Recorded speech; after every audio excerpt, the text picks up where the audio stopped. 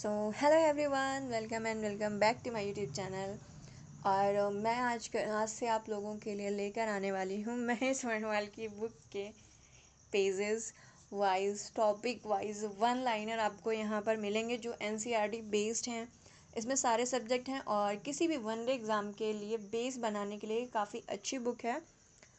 मैं ये नहीं कहूँगी कि आपको अलग से क्वेश्चन सॉल्व नहीं करने पड़ेंगे, definitely you have to solve the PYQ and MCQ, but यहाँ पर आपको एक थोड़ा सा सपोर्ट ये मिल जाता है। मतलब जैसे हम सोच रहे होते हैं यार यहाँ से पढ़ लें वहाँ से पढ़ लें, तो अगर आप एक जगह पे स्टे करना चाहते हो तो ये बुक काफ़ी अच्छी है। आप चाहें तो इसका अमेज़ॉन पे चेक कर सकते हैं, इसकी रेटिंग भी काफ़ी अच्छी है, तो इसलिए मैंने ये बुक ली। अब जब ली है तो मैंने सोचा आप लोगों के साथ शेयर किया जाए। एंड मैं आपको अपने बारे में बता देती हूँ, मैंने BTC किया है, यूपी टेट क्लियर है, CTET क्लियर है। अभी फ़िलहाल मैंने सिलेक्शन नहीं लिया है क्योंकि वैकेंसीज़ नहीं आई हैं। इसके अलावा मैंने सोचा है कि मैं SSC MTS, SSC HSL CGL और भी कुछ एग्ज़ाम्स जो ऐसे होते हैं मैं वो दूंगी। तो या दैट्स इट। तो चलिए फिर शुरू करते हैं। मैं आज पॉलिटी से आपका स्टार्ट कर रही हूँ और मैं डेली आपको 1 और 2 पेज इसमें से जितना मैं करवा पाऊँगी मैं करवाऊँगी, क्योंकि मैं अपना भी पढ़ती हूँ ना यार, आप समझ सकते हो। बट डेफिनेटली आपको ये डेली मिलेगा, ठीक है, मतलब आपको डेली ये वीडियो मिलेगा ताकि आप अपनी पॉलिटी अच्छी कर सकें। तो चलिए फिर शुरू करते हैं। भारत का संवैधानिक विकास, ये पहला पॉइंट है। और जब हम बात करते हैं भारत के संवैधानिक विकास की, तो इसका मतलब है रेगुलेटिंग एक्ट 1773 से लेकर 26 जनवरी 1950 तक, जब तक फाइनल सब कुछ हो नहीं गया तब तक का समय हमारा संवैधानिक विकास ही कहलाता है। और सबसे पहला पॉइंट है जो इसमें, ये बुक वन लाइनर है, ये मैं आपको बता देती हूँ। रेगुलेटिंग एक्ट 1773 द्वारा सर्वोच्च न्यायालय की स्थापना कहाँ की गई थी? सर्वोच्च न्यायालय का मतलब होता है सुप्रीम कोर्ट। तो रेगुलेटिंग एक्ट 1773 द्वारा सर्वोच्च न्यायालय की स्थापना कलकत्ता में 1774 में की गई थी। बनने में भी तो टाइम लगेगा ना, इसलिए 1707 में की गई थी। रेगुलेटिंग एक्ट 1773 में जब आया था तो आप सभी को पता है कि हमारे ऊपर ईस्ट इंडिया कंपनी का शासन था, तो उसके ऊपर संसदीय नियंत्रण थोड़ा सा स्थापित करने के लिए रेगुलेटिंग एक्ट लाया गया था। और जब रेगुलेटिंग एक्ट आया था तो उस समय ब्रिटिश प्रधानमंत्री थे लॉर्ड नॉर्थ। इसके अलावा इसमें एक पॉइंट है कि जो ये सर्वोच्च न्यायालय कलकत्ता में बना 1774 में, इसमें प्रथम न्यायाधीश कौन थे? तो प्रथम उच्च न्यायाधीश थे इसमें सर एलिजा एम्पे, प्रथम मुख्य न्यायाधीश थे ये। और इनके अलावा 3 अन्य न्यायाधीश थे, ठीक है, तो ये आपने ध्यान रखना है, ये काफ़ी इम्पोर्टेंट पॉइंट है। नेक्स्ट पॉइंट आता है, भारतीयों को भारत के प्रशासन में भाग लेने का अधिकार किस अधिनियम के द्वारा दिया गया? Charter act 1833। भारतीयों को भारत के प्रशासन में भाग लेने का अधिकार नहीं था। मतलब कि किसी भी पोस्ट पे वो नहीं होते थे। प्रशासनिक जितनी भी पोस्ट होती थी वहाँ पर वो बिल्कुल भी नहीं होते थे, कोई भी इंडियन नहीं होता था, वो सारे गोरे लोग होते थे, ब्रिटिशर्स होते थे। तो ये एक्ट आया आपका चार्टर एक्ट 1833, और यहाँ से हमें ये अधिकार मिला कि नहीं, अगर हम भी उतना क्वालिफिकेशन हम उस जगह तक जा सकते हैं। तो ये थोड़ा सा था फ़ायदा। और इसमें एक चीज़ और थी कि यहीं से बंगाल के गवर्नर जनरल को भारत का गवर्नर जनरल बना दिया गया। मतलब जो आपके बंगाल के गवर्नर जनरल की पोस्ट थी, उस पोस्ट का नाम चेंज करके क्या गया, भारत का गवर्नर जनरल। तो भारत का गवर्नर जनरल कौन था? पहला गवर्नर जनरल कौन बना? Lord William Bentinck. ठीक है, तो ये पॉइंट आपने यहाँ से याद रखना है। तो चलिए फिर आगे देखते हैं। भारतीय विधान परिषद को बजट पर बहस करने की शक्ति किस अधिनियम के द्वारा प्राप्त हुई? भारत परिषद अधिनियम 1892।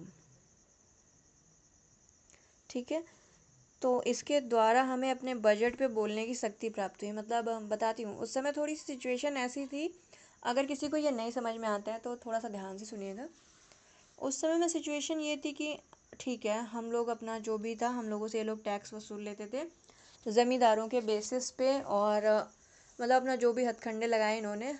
उसके बाद ना, जब ये बजट पेश करते थे तो हम लोगों के लिए कुछ भी सही हो या गलत हो हम लोग नहीं बोल सकते थे, लेकिन फिर जब ये अधिनियम आया तो उसके बोल सकते थे।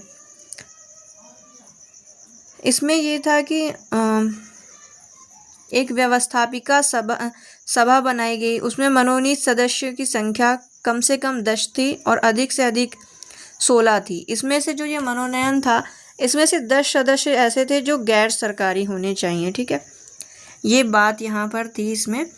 नेक्स्ट पॉइंट है प्रांत केंद्रीय विधान मंडल सर्वप्रथम किस अधिनियम के द्वारा केंद्रीय विधान मंडल सर्वप्रथम किस अधिनियम के द्वारा द्विसदनीय बनाया गया? 1919 के भारत शासन अधिनियम के द्वारा।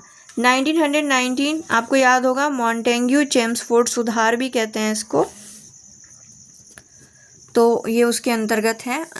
और यहाँ पर जो द्विसदनीय होने का मतलब होता है कि जैसे अपने यहाँ है राज्यसभा लोकसभा, तो अपना द्विसदन है, तो वैसे ही ये जो हुआ है ये 1919 से हुआ है। प्रांतों में द्वैध शासन व्यवस्था होगा। यहाँ पर द्वैध व्यवस्था किस अधिनियम द्वारा लागू किया गया था? भारत शासन अधिनियम 1919। तो यहाँ पे द्वैध शासन व्यवस्था का मतलब ये है कि हमारे सारे राज्य जितने भी हैं, आपको याद होगा आर्टिकल 1 में कहा गया है कि भारत राज्यों का संघ होगा। तो हमारे जितने भी राज्य ना, उन पे अपनी राज्य सरकार का भी कंट्रोल होता है उनके डिसीजंस में, और उसमें सेंट्रल गवर्नमेंट का भी कंट्रोल होता है। ऐसा नहीं होता कि कोई भी राज्य कुछ भी करता रहे और सेंट्रल गवर्नमेंट कुछ नहीं बोलेगी। इसमें होता है बीच में इंटरफेरेंस, वो कर सकते हैं और करते हैं हमेशा। नेक्स्ट पॉइंट है ब्रिटिश भारत में किस अधिनियम में संघीय शासन का प्रावधान था? मतलब जैसे संघ होते हैं, उस संघीय शासन होता है, उसका प्रावधान आया भारत शासन अधिनियम 1935।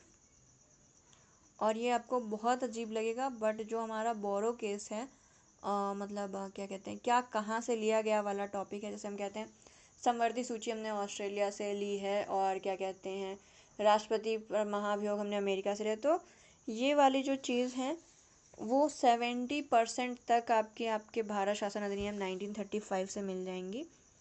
अखिल भारतीय संघ स्थापित करने का प्रावधान किस अधिनियम से लिया गया था? भारत शासन अधिनियम 1935। मतलब देखो, हमारे यहाँ क्या है कि सारे जो राज्य हैं, स्टेट्स हैं, हम उनके नागरिक अपने आप को काउंट नहीं करते। हम कहते हैं कि हम भारत के लोग, we are the citizen of India. तो हमारा अखिल भारत है, एक साथ खड़ा हुआ भारत है। ये कहाँ से लिया गया है? भारत शासन अधिनियम 1935। एक निर्वाचित संविधान सभा द्वारा भारत के संविधान का निर्माण करने का प्रस्ताव किसके द्वारा दिया?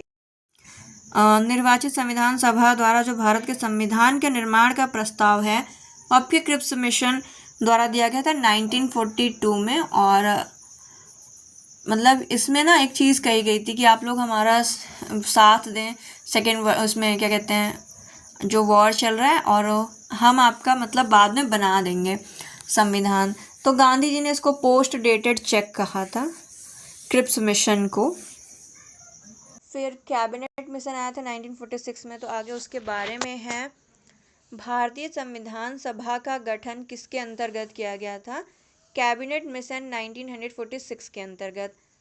और यहाँ पर एक पॉइंट है जो मैंने नीचे लिख दिया है कि 16 मई 1946 को कैबिनेट मिशन ने रिपोर्ट प्रस्तुत की थी। मतलब कि हाँ, संविधान सभा बननी चाहिए और ऐसे बननी चाहिए। कैबिनेट मिशन द्वारा प्रस्तुत योजना के अनुसार संविधान सभा में प्रांतों से प्रतिनिधियों का निर्वाचन किस अनुपात में था? 10 लाख की जनसंख्या पर एक सदस्य। मतलब समझिए कि उस समय ये था कि संविधान सभा बनेगी, तो फिर उसमें हर राज्य से कुछ लोग आएंगे, क्योंकि हर राज्य का अपना अलग अलग प्रॉब्लम है, अलग अलग तरह का इन्वायरमेंट है। देखो जैसा हमारे यहाँ उत्तर में है वैसा दक्षिण में नहीं मिलता है, ठीक है। तो क्योंकि भारत में एकता रखता है, इसीलिए हमारे चैलेंजेस भी बहुत ज़्यादा हैं। तो हर स्टेट से उनके रिप्रेजेंटेटिव चुने गए थे, और रेशियो क्या था, 10 लाख की जब जनसंख्या होगी तो उस पर एक रिप्रेजेंटेटिव होगा, वो अपने पूरे स्टेट 10 लाख लोगों को रिप्रेजेंट कर रहा होगा। ऐसे ही जिस स्टेट की जनसंख्या 30 लाख होगी तो वहाँ से 3 लोग आएंगे। ऐसा ये इन्होंने रेशियो दिया था, किसने, कैबिनेट मिशन ने, और इसी के आधार पे किया भी गया था, ये चेंज नहीं हुआ। भारतीय संविधान का निर्माण करने वाली संविधान सभा के सदस्यों का चुनाव किसके द्वारा किया गया था? विभिन्न प्रांतों की विधान सभाओं के द्वारा किया गया था। नेक्स्ट जो नीचे एक पॉइंट मैंने स्टार बना के लिखा हुआ है, ये नीचे उसमें अलग से नोट था, इसके लिए वन लाइनर नहीं था तो मैंने भी इसको ऐसे स्टार मार्क कर दिया है। भारत शासन अधिनियम 1919 यानी कि मॉन्टेग्यू चेम्सफोर्ड, उसकी समीक्षा करने के लिए वर्ष 1927 में साइमन कमीशन का गठन किया गया था। और साइमन कमीशन भारत कब आया था? 3 फरवरी 1928 को। साइमन कमीशन भारत आया 3 फरवरी 1928 को। भारत की संविधान सभा की पहली बैठक कब हुई थी? 9 दिसंबर 1946 को। तो यहाँ पर मैंने इसका पहला पेज बिल्कुल अच्छे से कंप्लीट कर दिया है। आगे से मैं कोशिश करूँगी कि आपको डेली 2 पेजेस इसके मिल पाए। एंड डेफिनेटली ये जो वीडियो है ये आपके DSSB MTS एंड SSC के एग्ज़ाम्स के लिए यूज़फुल होगा। मैं इस समय DSSB और BPSC TRE 4.0 की तैयारी कर रही हूँ। DSSB MTS का एग्ज़ाम दूंगी मैं, तो ये उसके प्रिपरेशन के लिए है, ठीक है। Bye and take care.